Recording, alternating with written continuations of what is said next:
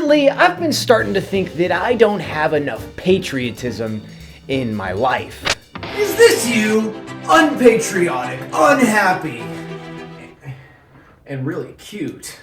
Well, if so, then you need to play Helldivers 2, which is what today's video is about, so on to that.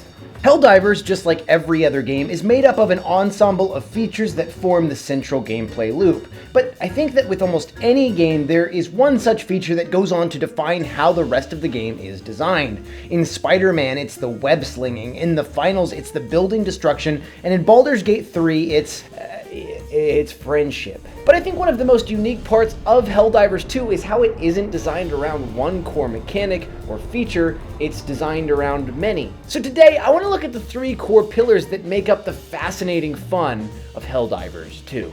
What's more fun than harming your friends? I ran out of insults, so I'm just gonna use this brick.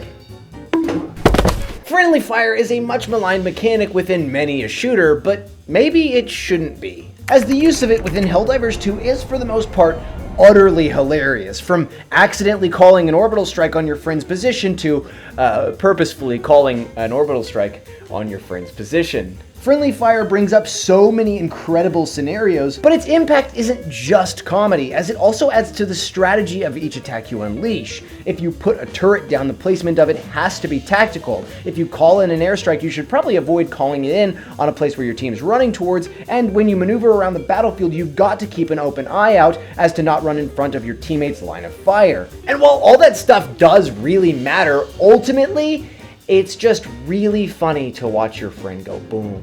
On this earth, there's 2 kinds of people. Those who conquer and silly guys wearing cowboy hats. And I'm the cowboy one.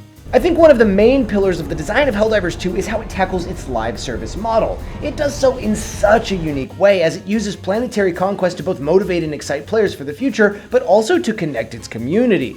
There are active goals on the map at all times, and by looking at each available planet, you can see just how much it's been taken over, either by humans or by one of the warring factions. You also get this big war map where you can see the systems and how they correlate to Super Earth. It all coalesces into a shared experience that envelops the player and spurs them forward into their battles. And while it might be satirical conquest at hand, you always feel a bit of camaraderie with the entire community when you push forward on a new goal. In this thing, I have what doctors like to call brain.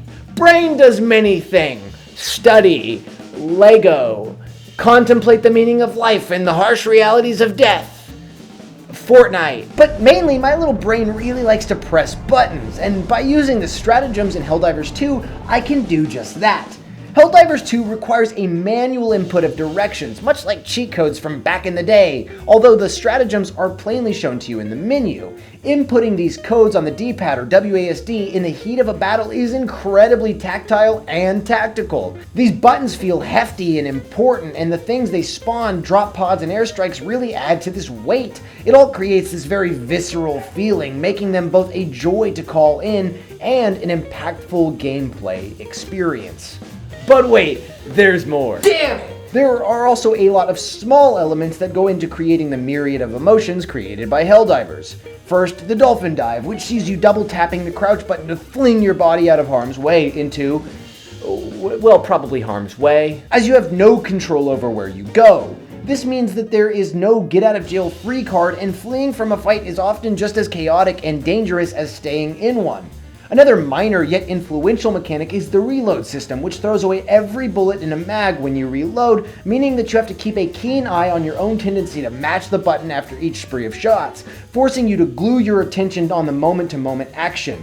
A third strange yet awesome little detail is the Helldiver dialogue, which changes upon each death, showing you the expendability of your player as you call for reinforcement upon reinforcement. All of these small details and a myriad more, combined with the larger, more influential mechanics discussed earlier, make for an incredible gameplay experience, the likes of which have never been seen. There have been a lot of one-off fad games of recent that have risen in popularity and then fallen off in the matter of weeks, but I don't think that Helldivers is one such game. The main reason for that is its bevy of unique features and mechanics. Helldivers 2 doesn't rely on one gimmick, it relies on its many well-designed features which all compound to make it an excellent game. One which creates memorable moments, one which hooks you on its gameplay, and one which has legs for many years to come.